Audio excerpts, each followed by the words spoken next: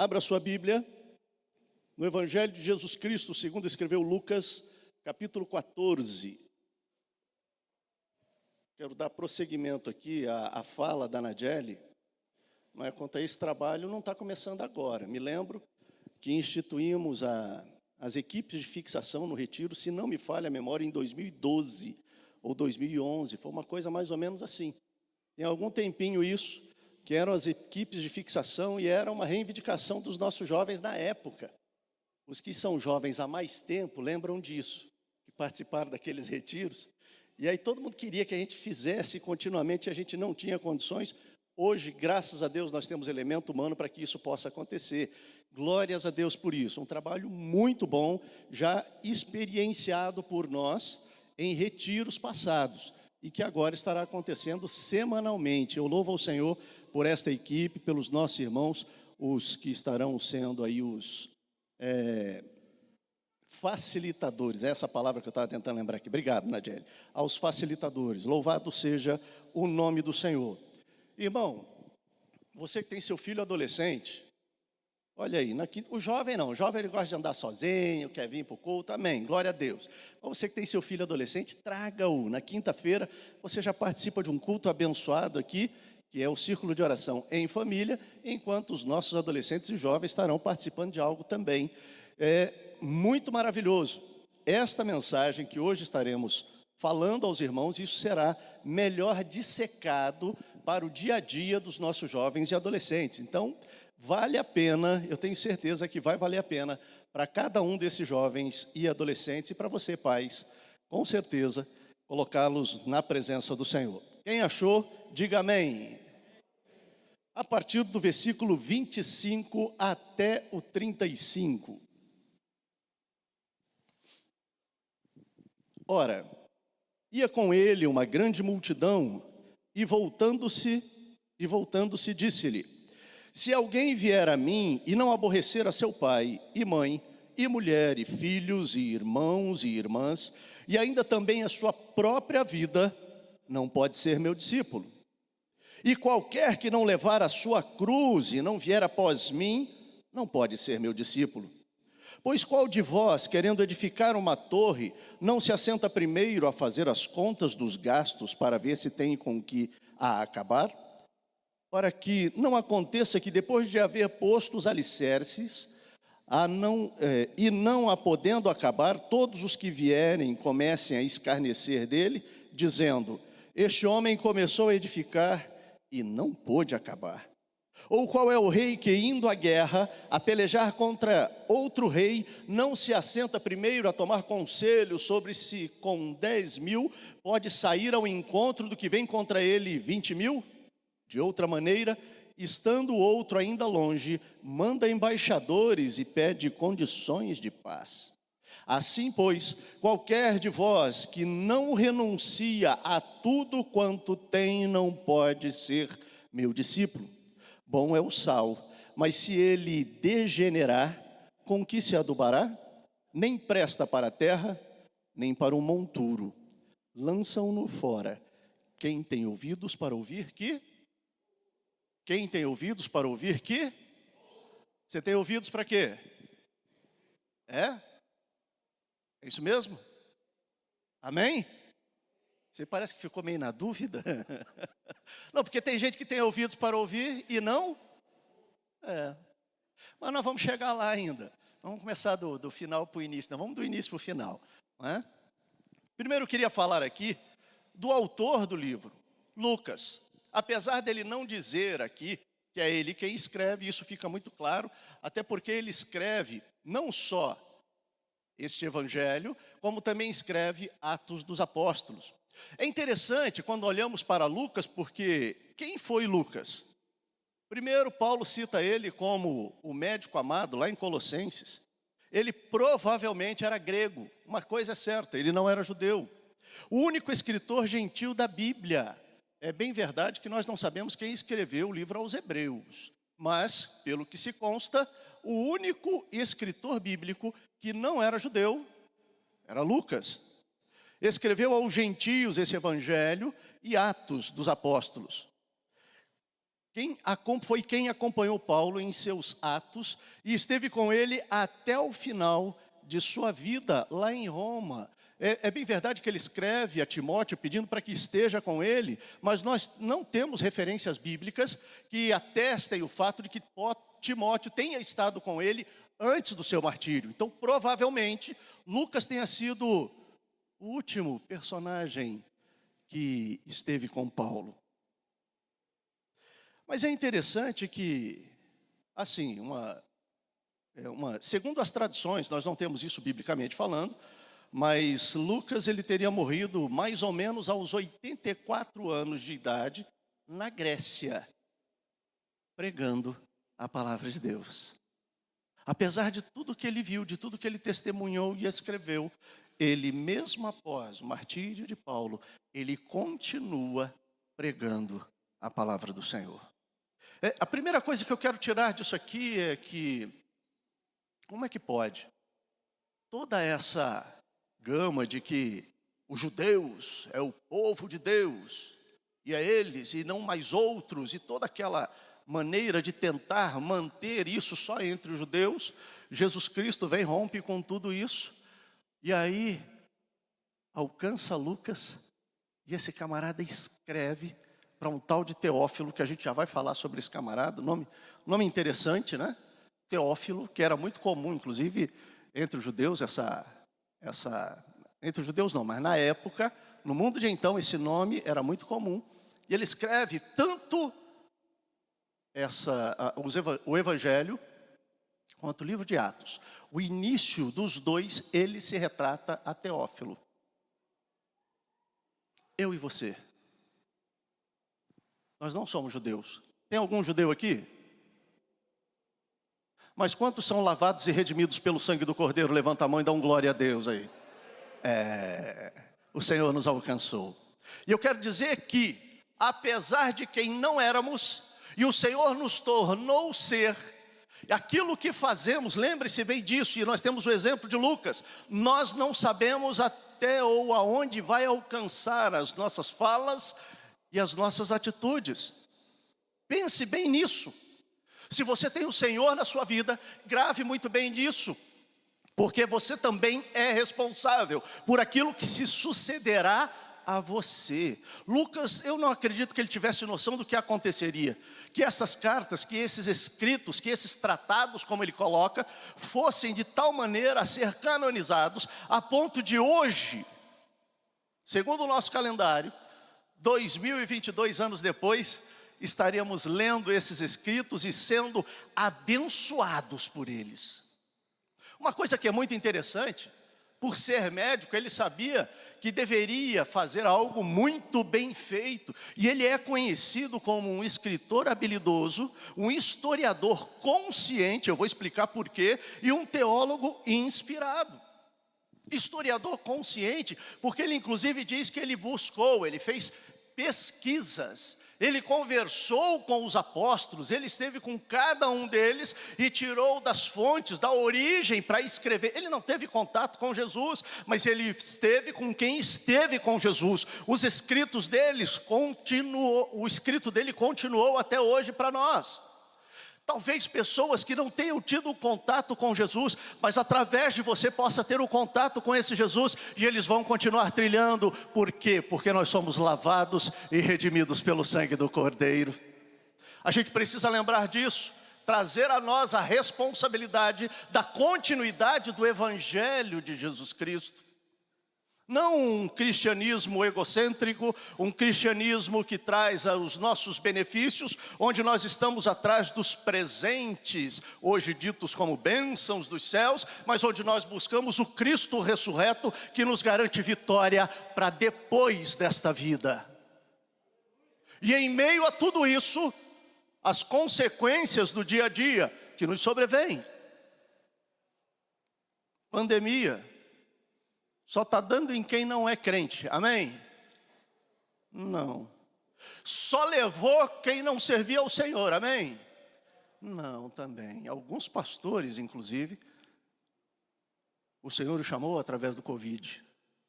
As circunstâncias continuam para todos, mas o que é que nós servimos ao Senhor? Pelas benesses que nós recebemos, a maior benesse que nós temos é a salvação da nossa alma. Sabe de uma coisa? Meu querido, minha querida, você não vai mais para o inferno, o céu é o seu lugar. A gente precisa lembrar disso. A gente precisa lembrar disso, porque senão a gente se deixa levar pelas coisas, por aquilo que nos atrai, por aquilo que é tão bonito e belo, e a gente vai pelo olhar. Isso me faz lembrar do jardim do Éden, onde Eva olhou e viu que aquilo era bom aos olhos. Olha que coisa interessante. E se deixou levar por aquilo que estava vendo.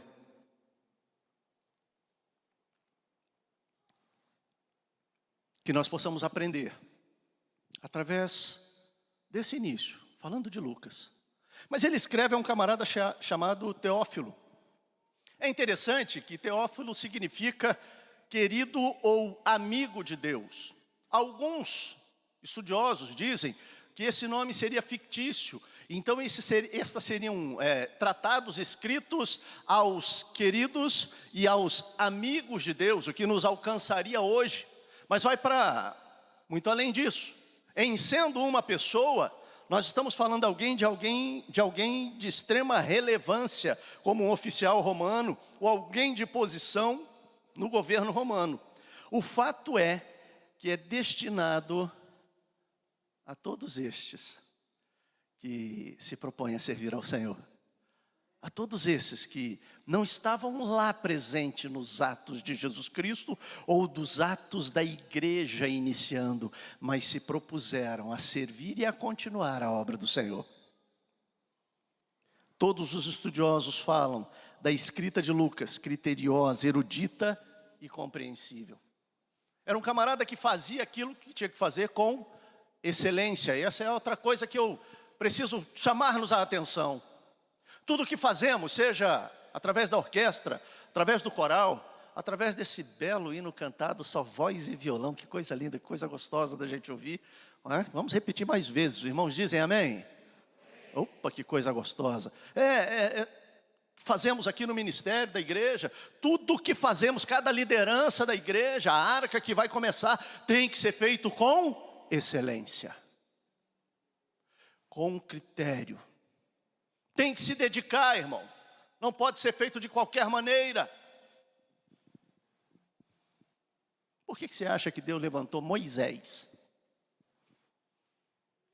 Moisés. E olha como Deus tratou a vida de Moisés. Ele então cresce na maior cidade da época, Egito.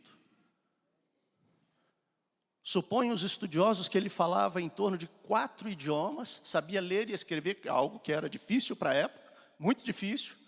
Um homem então de uma capacidade ímpar, que desenvolveu intelectualmente. O Senhor se utilizou dele no Velho Testamento e se utiliza de Paulo de uma forma extraordinária, criado aos pés de Gamaliel, o maior filósofo da sua época, a ponto de escrever a espinha dorsal da doutrina evangélica. A gente precisa entender muito bem isso e fazer tudo o que temos que fazer, sendo para o Senhor ou sendo secularmente, com excelência. Irmão, você é um profissional? É profissional de saúde? Glória a Deus, Deus abençoe a sua vida, faça com excelência, porque você vai estar demonstrando o Senhor Jesus através daquilo que você faz. Você é um pedreiro, glória a Deus pela sua vida, faça com excelência, porque você vai estar demonstrando o amor de Deus através da sua vida. Se você é uma enfermeira, se você é um psicólogo, se você é lojista, seja lá o que você for, seja lá o que você fizer, faça com excelência para que o nome dele seja glorificado através daquilo que você está fazendo. Lucas nos mostra que isso precisava ser feito desta forma, não poderia ser de forma diferente, porque aquilo que nós fazemos, irmãos, aleluia, quando é para o reino de Deus, vai para além de nós. Você pode dizer amém? Vai alcançar seus filhos, vai alcançar seus netos, vai alcançar seus bisnetos, os amigos dos seus netos, mas aquilo que nós fazemos com excelência para o Senhor é bênção para a vida de todos aqueles que estão à nossa volta.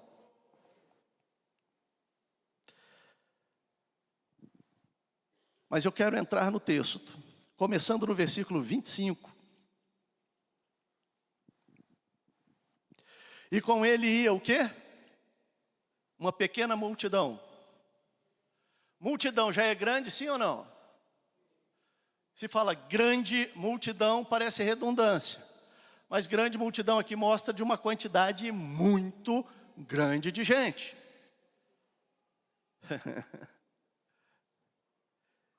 E voltando-se para essa multidão.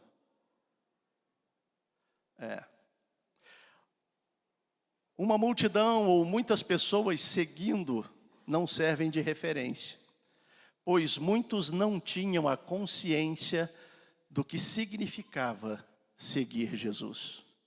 Eu quero te chamar a atenção para esta situação. Não é porque está todo mundo fazendo, não é porque está todo mundo seguindo, não é porque está todo mundo falando que é certo. A voz do povo é a voz de Deus, amém, queridos? Não. Não. Esses mesmos que estavam seguindo Jesus, quando eu olho lá para o capítulo 23 de Lucas, eu pergunto onde é que está essa grande multidão quando estavam para crucificar Jesus? Onde estavam estes? Se esconderam? Eram seguidores de Jesus? É sério?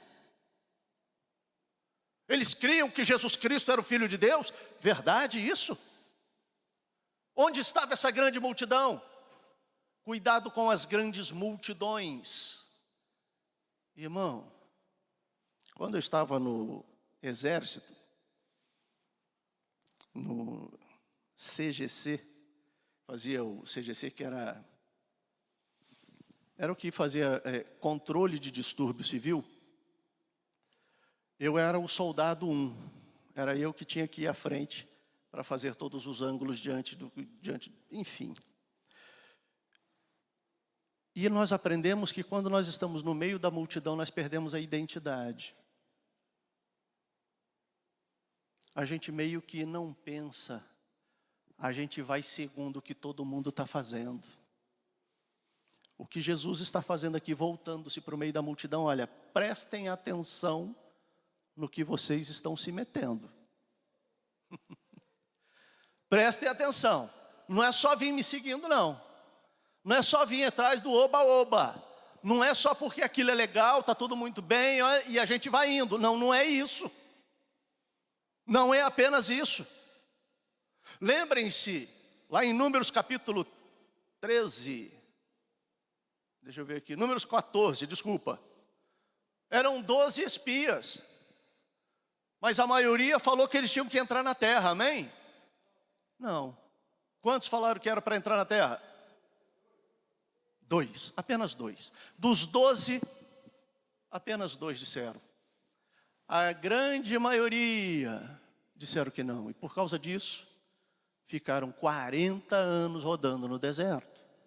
Porque a maioria entendeu que aqueles 2 que estavam segundo o que Deus já havia dito, que aquela terra era deles e que eles iam tomar aquela terra que mana leite e mel, eles disseram que estavam errados porque tinham medo de prosseguir aquilo que Deus já tinha falado que seria deles.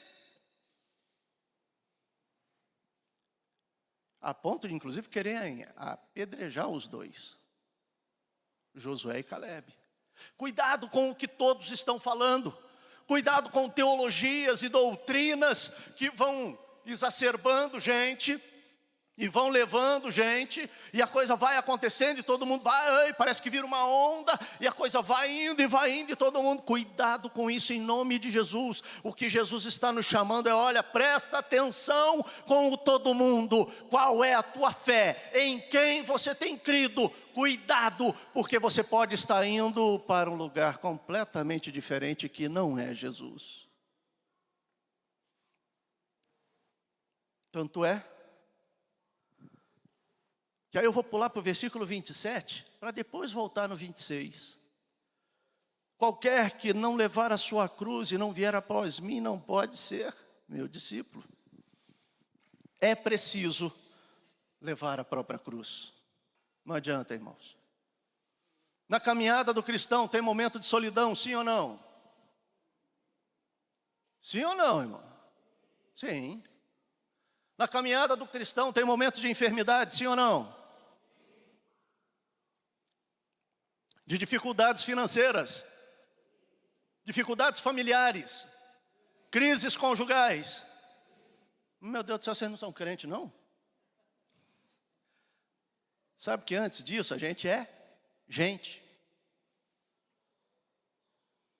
E a gente não é fácil. Só eu não, eu sou perfeitão. Simone sabe disso. Tadinha. Ela é que mais pena com isso. Ela é que mais pena com isso. É isso. Nós somos assim, e desculpe, meu querido, me perdoe, mas você vai ter que levar a sua própria cruz. E de repente é uma enfermidade que está lhe sobrevindo, ou sobre alguém da sua família, seja lá o que for, um problema financeiro muito sério, uma crise conjugal, tem cruz que você vai ter que levar. Abraça, não dá para empurrar com a barriga, não dá para deixar de lado. Você precisa levar a sua própria cruz, porque ninguém vai passar por você o que você precisa passar. E é você que precisa aprender, não sou eu. Comigo eu tenho os meus. Tem coisas que eu preciso passar e preciso aprender, mas tem coisas que você precisa passar para aprender. O grande problema é quando nós não aprendemos. Passamos e não aprendemos, aí tem repeteco, tem que fazer a prova de novo. O sangue de Jesus tem poder. E para vir após mim é necessário, aí eu volto no versículo 26, se alguém vier a mim e não aborrecer seu pai, parece um negócio meio esquisito nessa tradução, mas na verdade você não pode amar nem pai, nem mãe, nem irmãos, nem esposa, nem filhos, mais do que o Senhor Jesus. Mas não são só as pessoas, mas também são algumas coisas que podem ser subjetivas. Amar mais o poder, amar mais o dinheiro, do que o próprio Cristo. Amar mais o próprio ego, ou os seus próprios desejos do que o próprio Cristo. Isso acontece sim ou não? Acontece. E aí nós colocamos coisas diferentes. E aí nós começamos a ver que essa multidão vai diminuindo. Porque quando entra, se depara com essa realidade do que é servir, seguir a Cristo, há uma necessidade de colocar fora de si mesmo, ou negar uma porção de coisas que são nossas, que são do humano. E nós precisamos deixar de lado. Somente assim, meus amados, deixando de lado estas coisas, nós poderemos ser discípulos do Senhor. Fala de Jesus. E isso é tão sério, que os versículos de 28 a 32, Jesus nos adverte a pensar bem para termos certeza, convicção do que queremos fazer. Essa é uma avaliação que nós precisamos fazer sempre.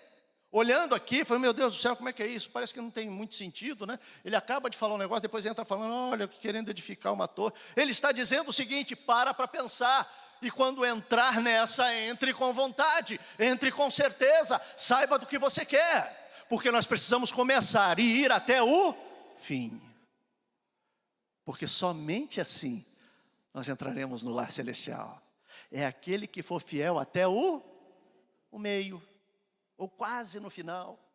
É assim que está escrito? Não, é aquele que for fiel até o fim. Precisamos permanecer dignos nele, no processo de santificação, o tempo todo da nossa existência. E é isso que ele nos chama a atenção. Preste atenção, sente, pese na balança, veja o que é isso. Tomou a sua decisão? Agora sim, agora sim. O versículo 33 mostra, pois qualquer de vós que não renuncia a tudo quanto tem, não pode ser meu discípulo. Seguir Jesus exige renúncia. Renunciar à carne, renunciar poder, renunciar o próprio ego. E aí não dá para servir ao Senhor fazendo aquilo que você bem entende. Não dá para seguir ao Senhor dizendo que é como você pensa, porque seguir ao Senhor é seguir os seus preceitos, é seguir os seus ensinamentos. e não aquilo que a gente quer, aquilo que a gente entende, reage da maneira como achamos que é o ideal, colocamos a nossa justiça como sendo a primeira e a primordial, sendo que a nossa justiça, ela é tratada pela palavra de Deus como trapos de imundícia. Mas nós queremos, olha, é a nossa justiça. Não, queridos, nós precisamos, inclusive, ir além da justiça dos homens e entender que a justiça de Deus vai acima de todo e qualquer pensamento humano. Você pode dizer amém, querido?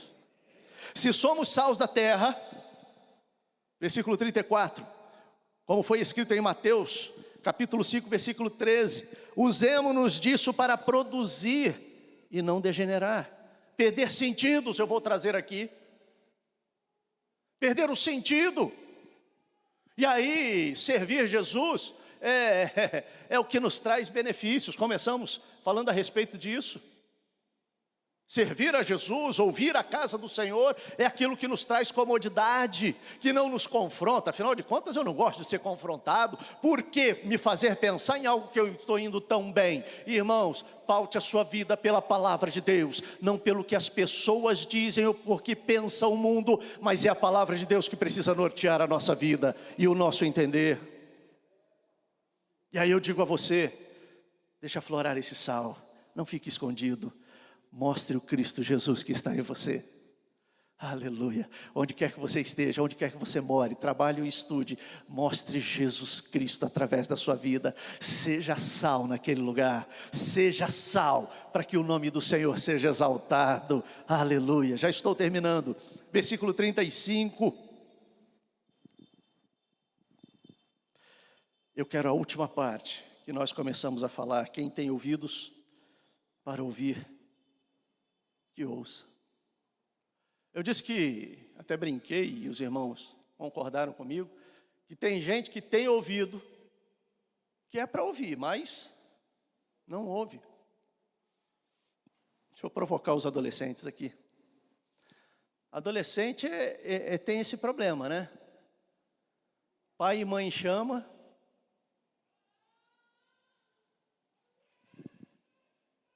Você não está escutando? O quê? Já te chamei 3 vezes. Se você não tem filho adolescente, você já foi adolescente, você sabe do que eu estou falando. Você já agiu desta forma em algum momento da vida. Pai e mãe estão chamando, ele está ouvindo. E o que dá raiva é isso. Ele está ouvindo, mas faz de conta que não ouviu. Não é? Pai e mãe ficam numa alegria, dá vontade de dar glória a Deus naquele momento. Logo que em seguida puxando a orelha, quase arrancando. Não faça isso, não deve ser feito, nunca. Tá bom? A vontade pode até dar. Lembrei aqui dos meus filhos, que eu sempre falei, vontade é uma coisa que dá, dói, mas passa. Então, não tenha problema, aprendi isso com meu pai. Tá certo? Dá, dói e passa. Então, passe à vontade, deixa isso, não faça isso que eu falei não. Tá? Puxar a orelha até arrancar, não faz isso. Mas saiba educar o seu filho, sim. Tem gente que ouve, tem gente que passa uma vida inteira na casa do Senhor, supostamente ouvindo os ensinos do Senhor Jesus, supostamente entendendo o que Jesus está falando, mas em determinados momentos da sua existência, faz de conta que aquilo não existe, não internalizou, aquilo não aconteceu dentro dele, porque ele não transforma isso em atitude cristã. Quem está entendendo, diga amém.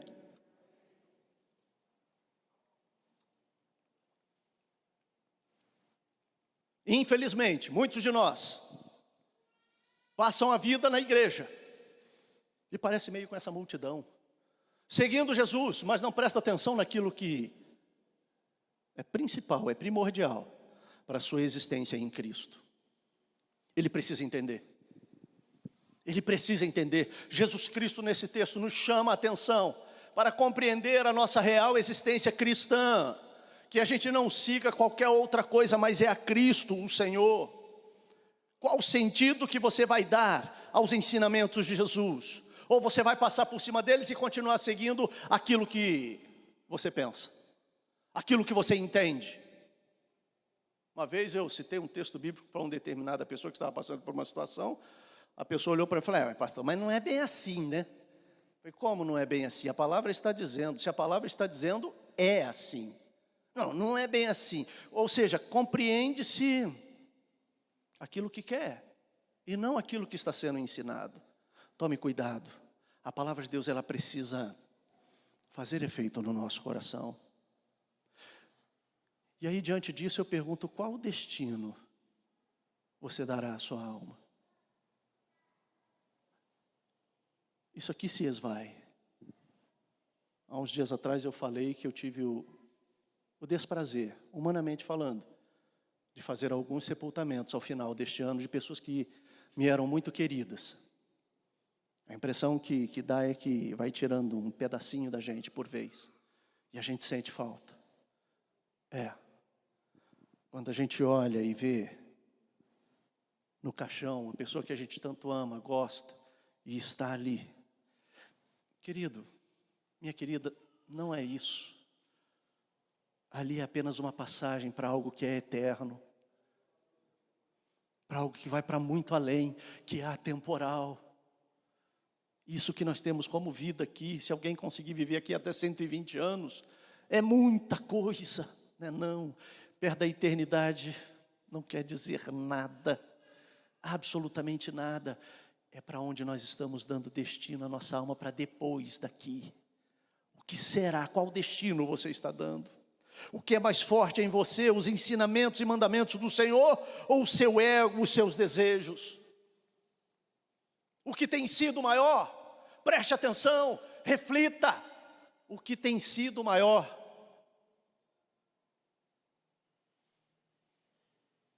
Porque senão você vai começar a... Vai começar não, você já começou. Há um desvio de conduta no Senhor. Eu quero terminar a minha fala lendo um texto com vocês que está lá em 2 Coríntios. Capítulo 10, versículos de 3 a 5. Abre aí, ele é importante. 2 Coríntios, capítulo 10, versículos de 3 a 5.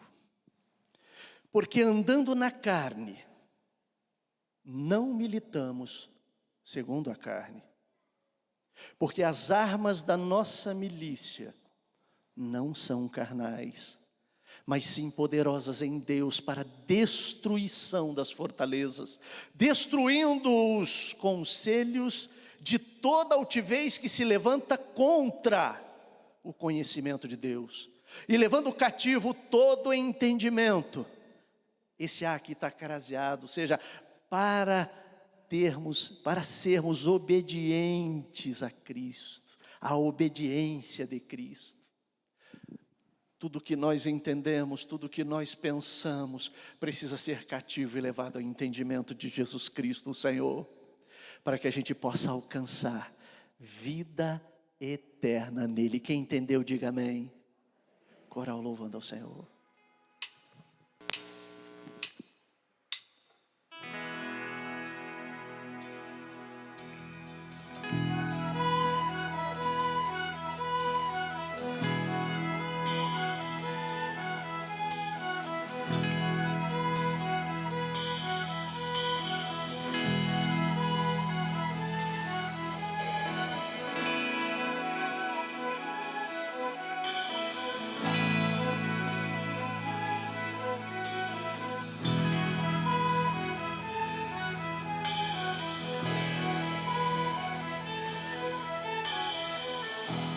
Eu tenho um Deus que não vai deixar essa luta me matar, desespero me tomar. Por mais pressão que seja a situação, o controle ainda está na palma de suas mãos. O choro dura uma noite, mas a alegria, ela vem pela manhã. Eu creio, eu creio. O choro dura uma noite, mas a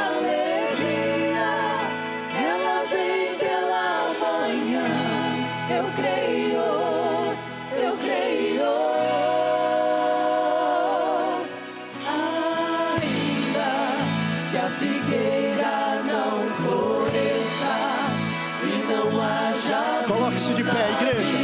Coloque-se de pé e adore ao Senhor. Aleluia. Todavia eu me alegrarei. Todavia eu me alegrarei. Todavia eu me alegrarei.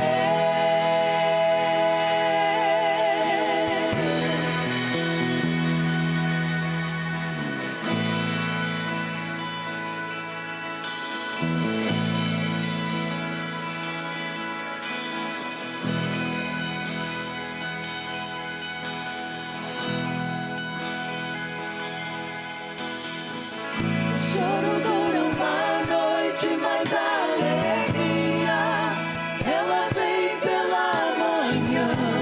Eu creio, eu creio. O choro dura uma noite, mas a alegria ela vem pela manhã. Eu creio, eu creio.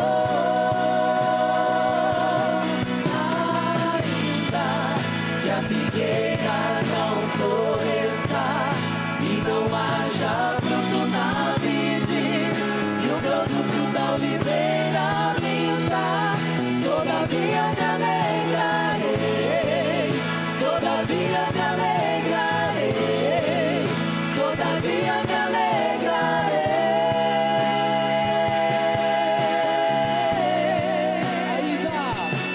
Ainda que a figueira não floresça e não haja fruto na vide, e o produto da oliveira minta, todavia me alegrarei, todavia me alegrarei, todavia me alegrarei.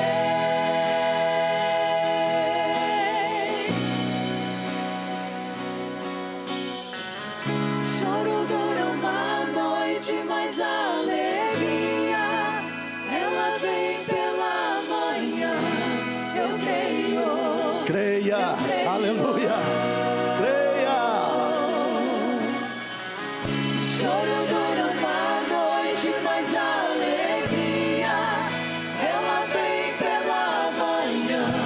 Eu creio, eu creio. Ainda, Senhor. Que a figueira Mesmo, Senhor. Aleluia. Não importa.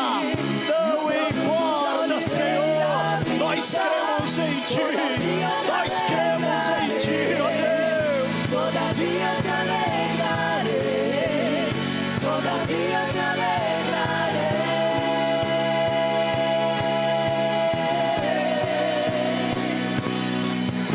Ainda que a figueira não floresça e não haja fruto na vide, e o produto da oliveira minta, todavia me alegrarei, todavia me alegrarei, Senhor, todavia me em Ti que alegrarei. está a nossa confiança.